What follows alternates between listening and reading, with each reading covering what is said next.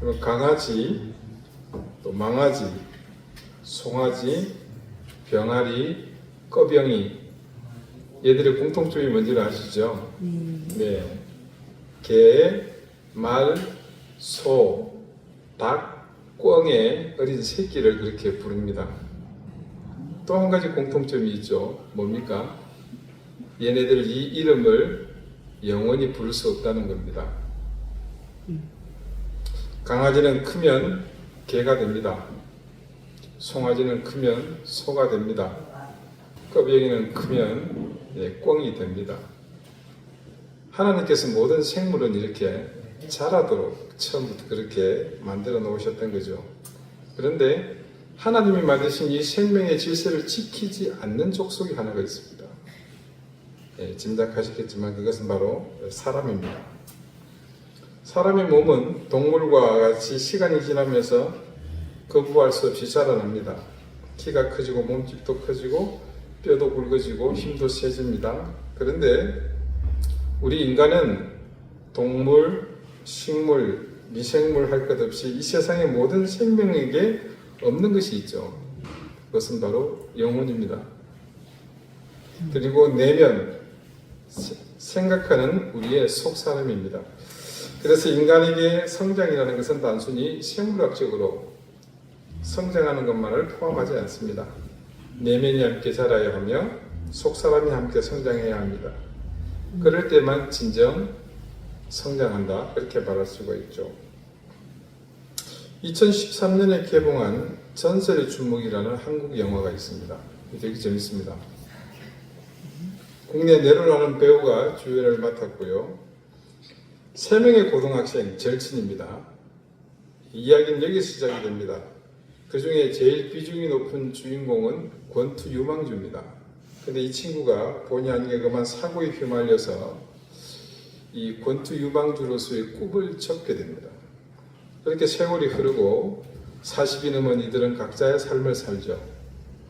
이 비중이 높은 주인공은 조그만 식당을 하면서 아내 없이 딸을 키우고 삽니다. 근데 어느 순간 딸이 학교에 사고를 쳤어요.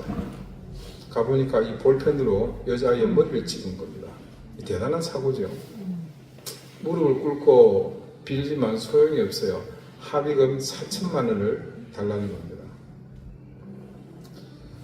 마침 그때 입원실 TV 화면에 보니까 민간인을 대상으로 한 격투기 대회가 있다는 광고가 뜹니다. 그 상금이 이 합의금하고 얼추 맞는 거예요. 이 얘기는 그렇게 전개가 됩니다. 다른 두 친구는 자라서 함께 일을 하게 됩니다. 세 친구 중에 한 친구는 집이 부자입니다. 많이 부자예요. 엄청나게 부자. 기업을 아버지가 했는데 이 아버지가 그 기업을 그대로 물려준 거예요. 회장이 됐습니다. 그리고 한 친구는 그 회장의 일을 돕는 일을 하게 되죠. 전문 용어로 따까리.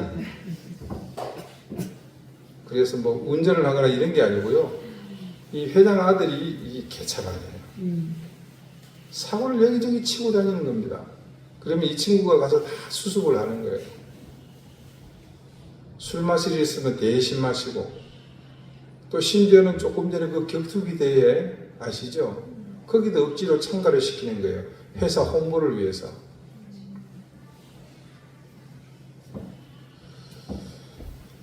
그런데 어느 날 그런 과정 중에 이 아버지한테 회사를 물려받은 개차반의 그놈이 이 자기 일을 돕고 있는 그 친구에게 도발을 합니다. 잠깐 오라 그러더니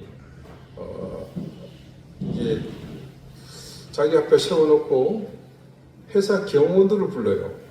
그러면서 자기가 보는 앞에서 한번 싸워보라는 겁니다. 그때 그러자 그 친구가 도저히 참지 못하고 폭발해요. 그 영화 속의 대사가 이렇습니다. 그 회장이 자 이제 싸워봐 시작 하니까 이 주인공이 어이가 없어가지고 이러고 있는 거예요. 그러니까 이 눈치 없는 회장이 왜 자신 없어? 회장님 지금 우리가 18살입니까? 이게 지금 회사를 위해 TV에 나가 싸움 박질하고 돌아온 사람한테 시킬 일입니까? 그래서 이게 진호야! 이 회장 이름이 진호예요. 그러니까 이 친구가 이 시체말로 빡쳐서 친구 이름을 대놓고 이제 부르는 겁니다. 당연히 그 소리를 듣는 회장은 화가 나죠. 친구인 건 맞지만 지금 어머니 회장이고 나는 회장이고 지는 내 말 듣고 일하는 사람인데 그런 친구가 갑자기 자기 이름을 부르니 뚜껑이 열리죠. 이 새끼가 지금 어디서 진호야? 그러자 그 친구가 더 큰 소리를 외칩니다. 벼락치는 목소리로 여러분 잠깐 진호야! 늘 자신이 언성을 높이면 고분고분하던 또 조용하던 친구가 천둥 같은 소리로 자기 이름을 부르니까 이 망나니 회장은 얼어붙어 버립니다. 그러자 그런 얼어붙은 친구에게 이 친구가 한마디 합니다. 너는 왜 18살에서 더 이상 자라지가 않냐? 그 말에 열받은 회장이 대답하는 소리가 참 찌질하기 짝이 없어요. 너 이 새끼 회사 그만두겠다는 거냐? 네. 그렇게 오늘을 향해서 큰 소리를 지를 때는 이미 이 더러운 회사 생활 그만두겠다는 거죠. 그때 멋진 한마디 합니다. 우리 인연이 참 질겼다. 그동안 신세 많이 졌다. 완전 가오 쩔어요. 보고 있어요. 제가 이 영화에서 기억하는 유일한 대사입니다. 너는 왜 18살에서 더 이상 자라질 않냐? 이 친구는 아버지 돈으로 회장 자리에 앉아서 회장 일을 하는지 모르겠지만 여전히 아직 내면은 자라지 못한 10대에 방황하는 그 상태입니다. 한마디로 40이 넘었는데도 아직 철이 안 들었다는 거죠. 성인이 되었지만 안타깝게도 내면이 성장하지 못하니 조금 전 그 대사 속의 모습처럼 그 사람의 삶은 18세에 고정되었습니다. 여러분, 처음 교회의 문턱을 넘었을 때 우리의 마음이 얼마나 겸손하고 그 모습이 거룩했는지 모릅니다. 넌 모르고 겸언쩍어 하면서 때론 수줍어서 목사님 뭐라고 물으면 조곤조곤 겸손하기 이를 데 없는 태도로 대답했습니다. 다른 교인들과 대화할 때도 그랬습니다. 내 성질 다 죽여가면서 하고 싶은 말이 있어도 절제하면서 걸을 거 걸러가면서 버릴 거 버려가면서 정말 정제된 언어로 대화했습니다. 그런데 1년, 2년 지나면서 졸리고 지루하기만 하던 말씀이 조금씩 이해가 돼요. 아, 저게 저런 말이구나, 저런 뜻이구나. 그리고 이곳저곳 성경 공부 억지로 끌려다니다가 하나씩 둘씩 주워 들어가면서 아는 게 생기다 보니까 처음 교회 출석에 설 때와는 많이 달라졌습니다. 이때쯤 되면 나도 이제 많이 성장했구나 라고 판단하게 됩니다. 그러면서 그런 자각이 되는 것과 동시에 이제 사람이 슬슬 달라지기 시작합니다. 누군가 이런 상황에 이르러서 달라졌다는 사실을 느끼게 되는 중요한 포인트가 있습니다. 그것은 바로 그 사람의 언행에서 나타납니다. 이거 교회가 이래도 되는 겁니까? 아니, 목사가 그러면 안 되는 거 아니에요? 자, 여러분, 제가 무슨 말을 하는지 여러분 충분히 이해하실 거예요. 근데 제가 한번 물어보겠습니다. 지금 그렇게 말하기 시작하는 그 성도가 온전히 성장한 상태라고 말할 수 있겠습니까? 신약 성경에서 장성이라는 말을 검색을 해보니까요, 총 8군데에 사용이 된 것을 확인할 수 있었습니다. 6곳은 모두 육체적으로 성장한다는 그 의미가 그대로 사용된 반면 오늘 본문을 포함한 2곳만은 예외로 오늘 본문의 말씀보다 보다 포괄적 의미로 사용되었다는 것을 또한 확인할 수 있었습니다. 그 다른 한 곳이 바로 히브리서 5장입니다. 12절부터 14절까지 말씀인데 제가 한번 읽어보겠습니다. 때가 오래되었으므로 너희가 마땅히 선생이 되었을 터인데 너희가 다시 하나님의 말씀의 초보에 대하여 누구에게서 가르침을 받아야 할 처지이니 단단한 음식은 못 먹고 젖이나 먹어야 할 자가 되었도다. 이는 젖을 먹는 자마다 어린 아이니 의의 말씀을 경험하지 못한 자요 단단한 음식은 장성한 자의 것이니 그들은 지각을 사용함으로 연단을 받아 선악을 분별하는 자들이니라. 여기도 마찬가지인데요. 단단한 음식은 장성한 자의 것이니 이 말씀을 보면 여기서도 그냥 육체적으로 자란 상태를 지칭하는 것으로 볼 수 있습니다. 그러나 이 말씀을 기록한 것으로 알려진 바울은 그런 의미로 장성한 자라는 말을 사용한 것이 아님을 알 수 있습니다. 여기서 바울이 어린아이와 대비되는 개념으로 장성한 자를 내세운 것은 다른 의도가 있습니다. 13절을 보니까요, 젖을 먹는 자는 어린아이라고 규정하면서 이어 다음과 같이 말합니다. 의의 말씀을 경험하지 못한 자요. 젖을 먹는 아이는 의의 말씀을 경험하지 못한 사람이다. 이렇게 규정하는 겁니다. 그리고 그렇게 말한 의도가 그 앞절 12절에 구체적으로 나타나고 있습니다. 너희가 다시 하나님의 말씀의 초보에 대하여 누구에게서 가르침을 받아야 할 처지이니 참 누군지 한심하게 살았나 보죠. 단단한 음식은 못 먹고 젖이라 먹어야 할 자가 되었도다. 무슨 뜻인지 아시겠죠? 신앙생활을 좀 해서 이제는 내가 좀 컸다고 생각할지 모르나 아직 영적으로 자라지 못했다는 사실을 바울이 이렇게 비유로 말한 겁니다. 안타깝게도 제가 이제껏 경험했던 많은 그리스도인들은요, 모두 스스로가 자랐다고 생각하면서 그 특정한 지점에서 나는 장성했다고 스스로 확정해버리는 것을 많이 봐왔습니다. 그리고 그 순간이 되면서부터 교회에서 자기 목소리를 강력하게 드러내려고 합니다. 말인즉 나도 이제 이런 말을 할 정도로 컸다는 겁니다. 이것을 바울이 말하는 이 말씀에 대입해 보면요, 아직 자라지 못해서 젖을 먹어야 하는 어린아이라고 합니다. 그러니까 내가 이만큼 컸다고 자랑스럽게 생각하며 판단하는 그 순간이 다른 의미로 말하자면 나는 더 이상 장성하지 않겠다. 장성하기를 중단했다는 것과 같다는 의미입니다. 이것이 얼마나 잘못된 것인지 우리는 잘 알고 있습니다. 그리고 잘못된 것뿐만 아니라 굉장히 위험하다는 것도 우리는 알고 있습니다. 여러분, 세상에는요, 이도 저도 아닌 어설픈 상태가 문제의 근원이 될 때가 참 많습니다. 제가 경상도 출신인데 저희 시골에 이런 말이 있어요. 반푼수 집안 말아먹는다고. 우리 속담에도 있죠. 선무당이 사람 잡는다 그러죠. 여러분, 신앙에 있어서는 더욱더 그렇습니다. 어설픈 신앙 지식, 대충 알고 있는 성경에 대한 지식들이 항상 일을 그르치게 합니다.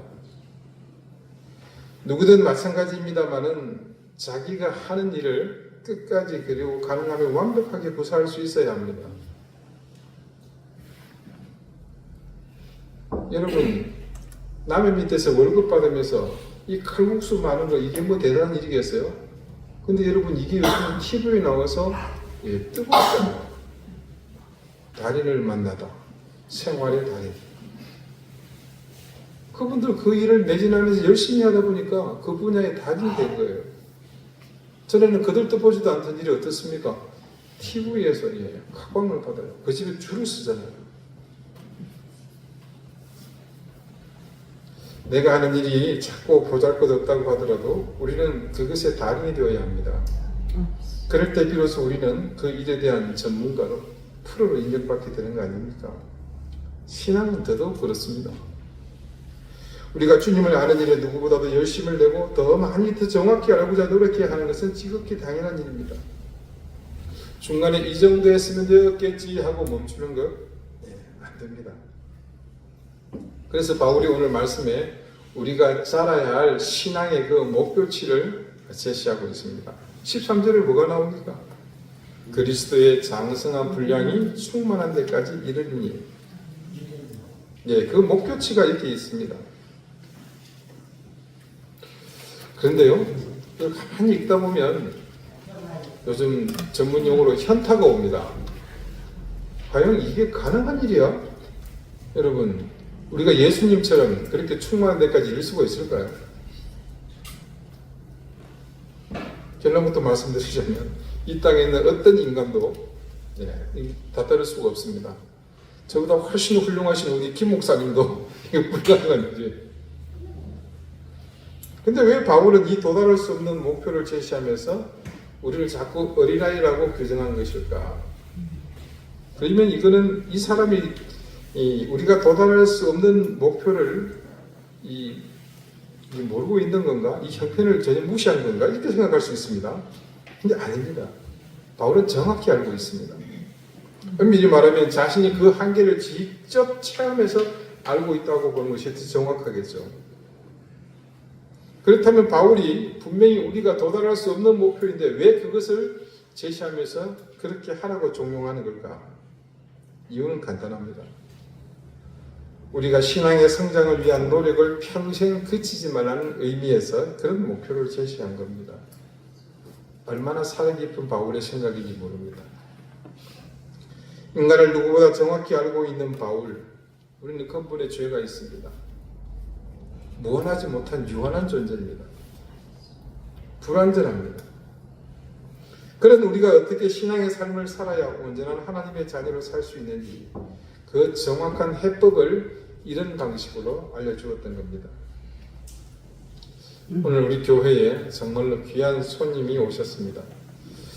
평생에요, 우리가 신앙생활하면서 이렇게 연합해서 함께 예배를 드릴 기회가 얼마나 있을 수 있겠습니까? 특히 오늘 예원교회 가족들 중에는 하나님의 특별한 사랑을 받고 있는 지체들이 함께 오셨습니다. 세상 사람들의 시각에는 분명히 이 지체들이 가지고 있는 핸디캡의 눈으로 보여집니다.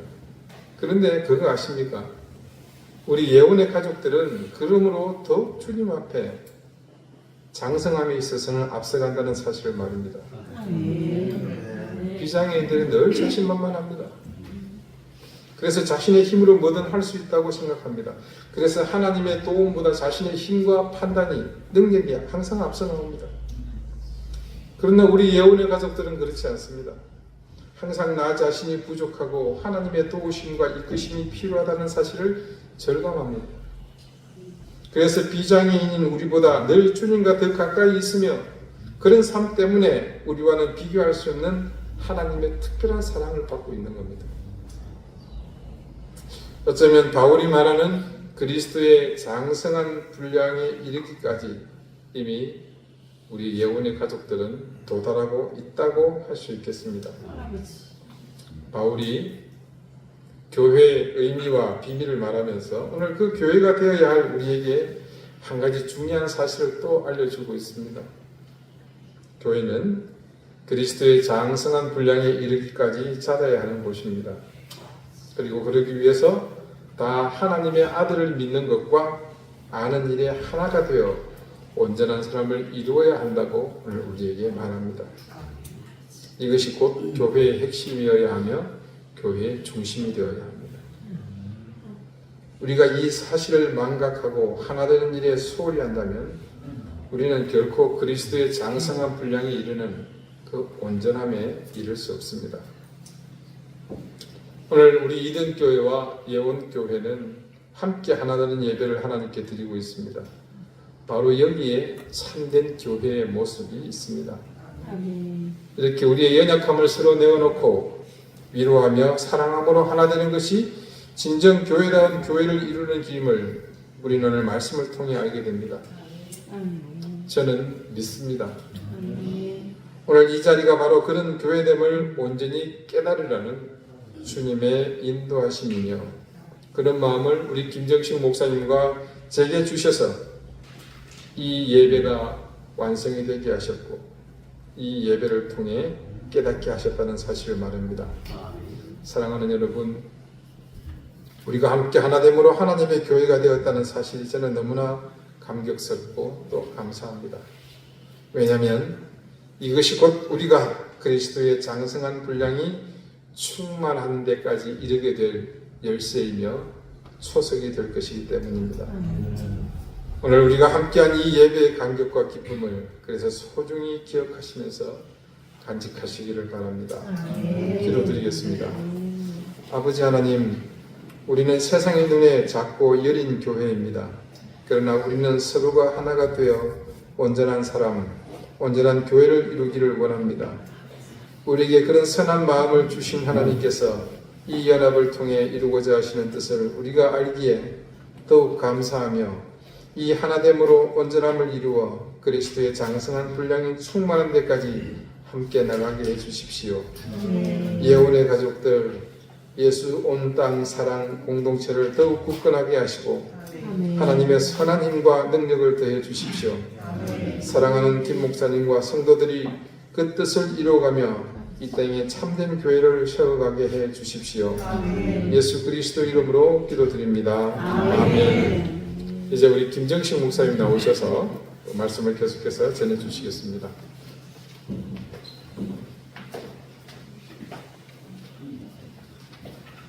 마이크 내려주시고. 참 좋으신 하나님 아버지 감사합니다. 종이 주님 말씀 붙잡고 단히 섭니다. 종의 말이 사람의 말 되지 않냐고 하나님 말씀되어서 사랑하고도 귀한 예배자들의 마음판에 새겨지고 삶의 적용되기를 원하오니 오직 아버지의 뜻으로만 세워주시고 이루어 주시옵소서. 예수님의 이름으로 감사하며 기도드립니다. 할렐루야. 우리 예원 교회 성도들 가족들도 좀 생소하겠고 또 우리 이든 가족들도 생소하겠고 뭔가 생소함이 하나가 되는 이 귀한 시간이 저는 아마도 하나님이 가장 기뻐 받으시는 산제사인 줄 믿습니다. 여러분들 특히 이 자리에 계신 여러분들 정말 대단한 하나님의 지금 축복을 받고 계세요. 우리나라에서 내노라는 3명의 목사가 동시에 다니서는 것은 겁나게 큰 저 순 무슨 교회니 저 무슨 어쩌고 교회니 이런 데도 못해. 이 동네 웬만하면 믿지 않는데 또 여기저기 기뻤던 거는 저는 우리 이등교회 주일 예배를 항상 제가 주일 예배 마치고 나면 집에 들어가서 꼭 봐요. 듣고. 왜냐면 제가 살아가는 우리 임 목사가 열심히 잘하고 하고 있나 또 지치지는 않았나. 그래서 지난 주일에도 한 가족이 이사 갈 때 광고를 들으면서 막 마음이 아팠어요. 저희 이등교회에서 한 가족이 가는 건 같이 고군분투하고 하나님의 일들로 싸워준 용사들이 떠나가는 것인데 얼마나 우리 임 목사가 마음이 아플까. 일반적인 그 목회자들하고 다를 것이다. 근데 또 이번 주에 한 가족이 또 이사를 가신다고 해서 방법을 우리끼리 연구했는데 그 남가자동인가? 가셨어요? 예. 계속 거긴 우리 예원교회를 끌고 오려고 붙잡고 있다 다시 임 목사님께 전해집니다. 여러 가지 생각하고 기도 많이 하고 듣는데 제가 왜 앞에서 많이 웃었냐면 평소에 우리 임 목사님 설교 스타일이 오늘이 아니야. 엄청 점잖으세요. 근데 우리 예원교회 맞춰준다고 막 연기하고 오버하는데 아주 웃겨 죽는 줄 알았어요. 그건 내 스타일이고. 우리 목사님은 아시는 것처럼 정말 한경진 목사님, 그 존경하는 목사님의 그 뿌리를 받아서 명동에 있는 그 영락교회에서 부목사로 아주 정말 탄탄한 길, 꽃길로만 갈 수 있었던 길을 마다하고 청빙받아서 이 제주까지 왔다가 정말 하나님의 말씀을 지키고 예배를 지키고 성도가 하나님과 함께 할 수 있도록 그것을 지킨 하나님의 주존심을 지킨 귀한 교회고 교회이기 때문에 제가 늘 우리 예원가족들에게 말씀드렸던 것처럼 귀한 목사님이에요. 저는 제가 스승의 주일이 말씀드렸던 것처럼 저보다 젊은 목사들, 후배 목사이긴 하지만 내게는 스승인 목사들이라고 있잖아요.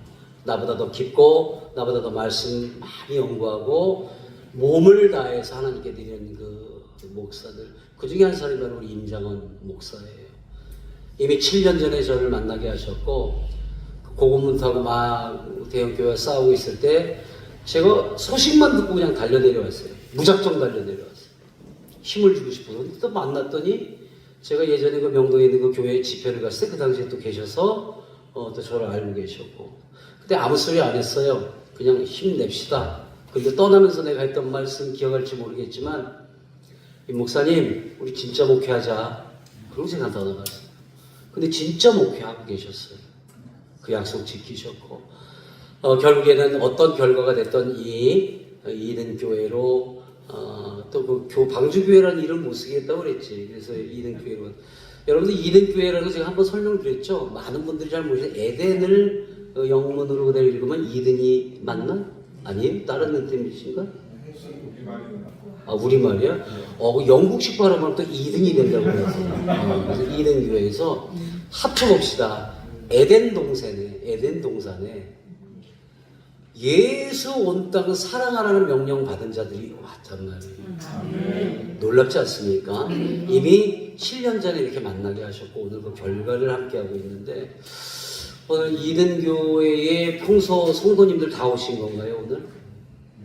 몇 분 받았고 저는 올해 안에 우리 예언교회 지금 우리도 지금 뭐 다 오시지 않았지만 우리 장애인 가족 위주로 오셨지만 딱 요만큼이 올해 목표가 되는 성도들을 채워지기 예수님의 이름으로 축원합니다. 아마 우리 주님이 미리 보여주신 것 같아요. 왜냐?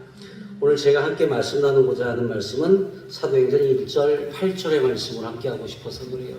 자, 제가 먼저 봉독할 테니까 따라합시다. 오직 성령이 너희에게 임하시면 너희가 권능을 받고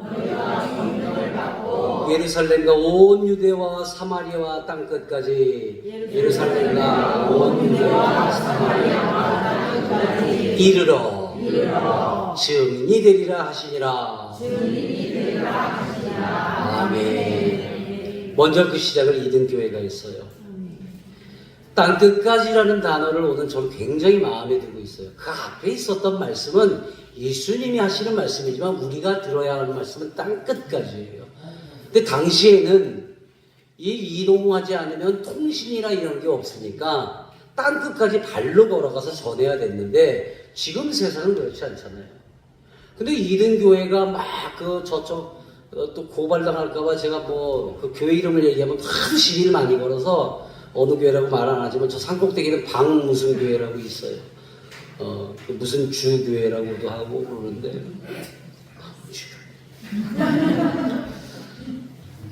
거기에서 정말 그 하나님의 말씀을 지키고 예배를 지키기 위해서 생명마다 기도하고 모여서 계단에 앉아서 교회 문이 열리지 않으니까 예배 드렸던 그 모습들, 지켜진 모습들. 근데 그것이 한 사람 두 사람의 입에 전달돼서 결국엔 내 귀에까지 들어왔고 이게 땅끝까지 지켜지는 모습으로 전달됐더란 말이죠. 저는 오늘 이 예배가 연합 예배로 그냥 끝나는 것이 아니라 이 예배를 드렸다라는 것이 이제 생방송으로도 나가지만 우리 예원교회를 전국 전 세계에서 이렇게 보고 듣고 원하고 있는 분들이 이제 알게 되잖아요.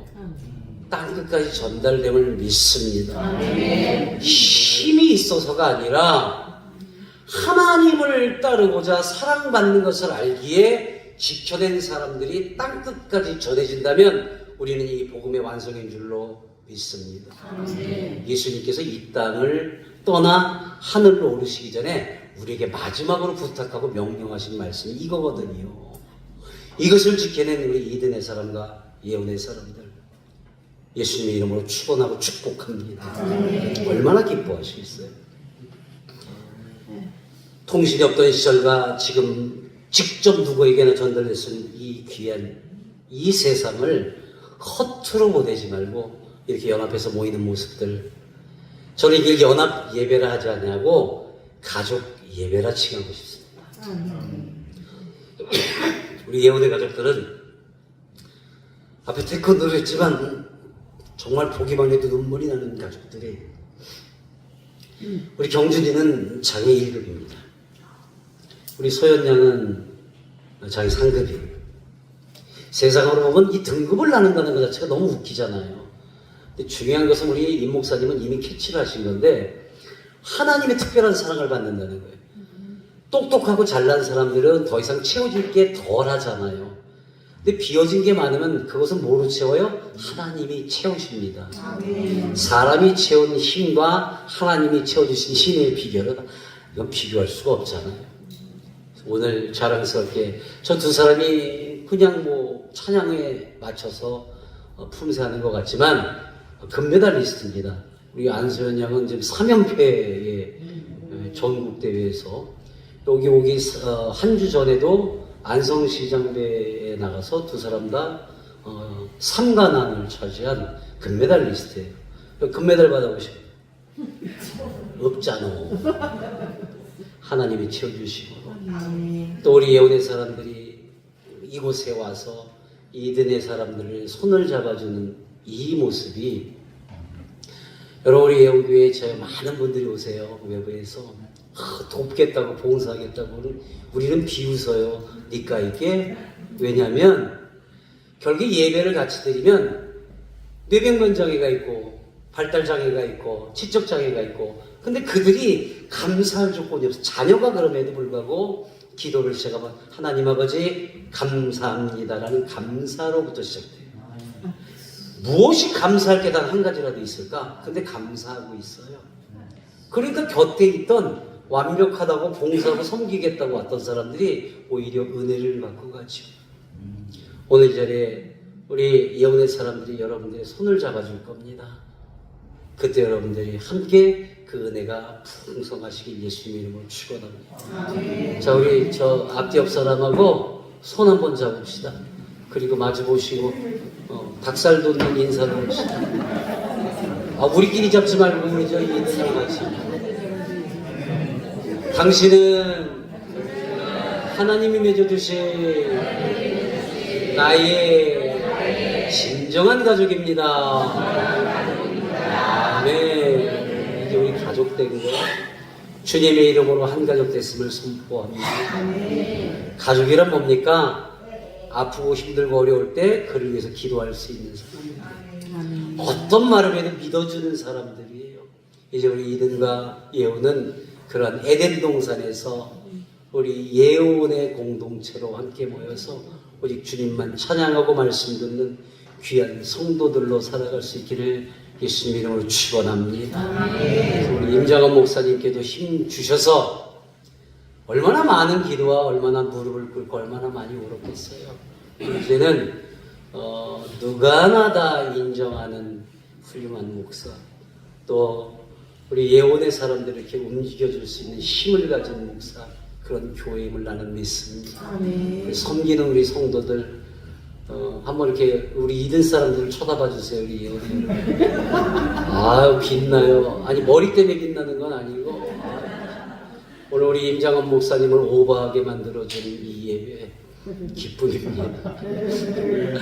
아주 그래서 진짜 이 한 가족이 됐다는 게 얼마나 기쁜지 7년 전에 이미 하나님이 오늘 이 시간을 만들어 주신 것 같아요. 그래서 우리가 매년 예우교회는 매년 6월 첫째 주일에 야외 예배를 갑니다. 근데 오늘 이 예배는 10년을 준비했어요, 사실. 그래서 매년 야외에 나가던 교회에서 예배를 드리는데 목적은 첫 번째, 하나님이 만드신 모든 자연을 직접 만끽하고 사랑하자, 느끼자라는 게 첫 번째 야외 예배. 제주도에 오니까 정말 하나님 만드신 그대로의 모습들을 많이 발견하고 막 놀라워하잖아요.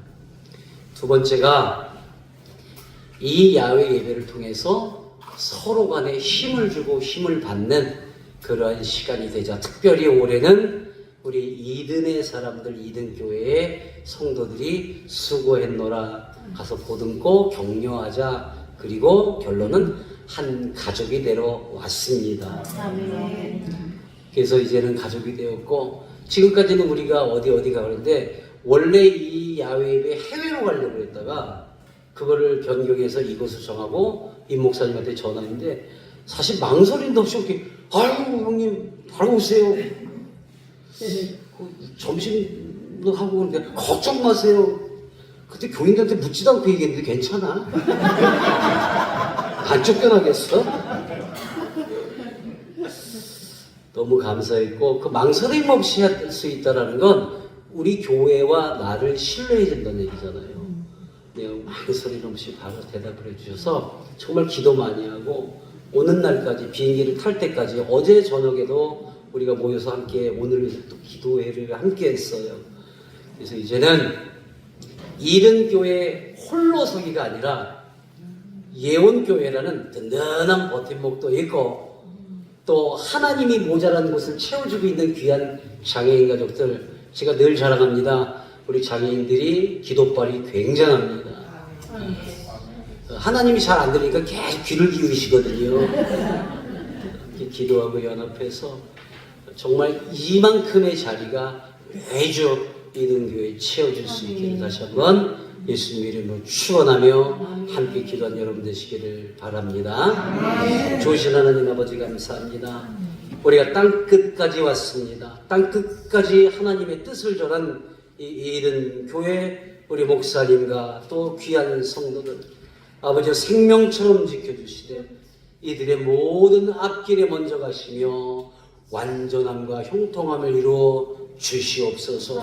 오늘 한 가족으로 선포하게 된 이 귀한 생명들 주님이 하시오니 온전케 하시되 서로 기쁨으로 기도하며 늘 그리워하는 귀한 가족 삼아 주시옵소서. 예수님 이름으로 감사하며 축복 기도드립니다. 아멘. 고맙습니다.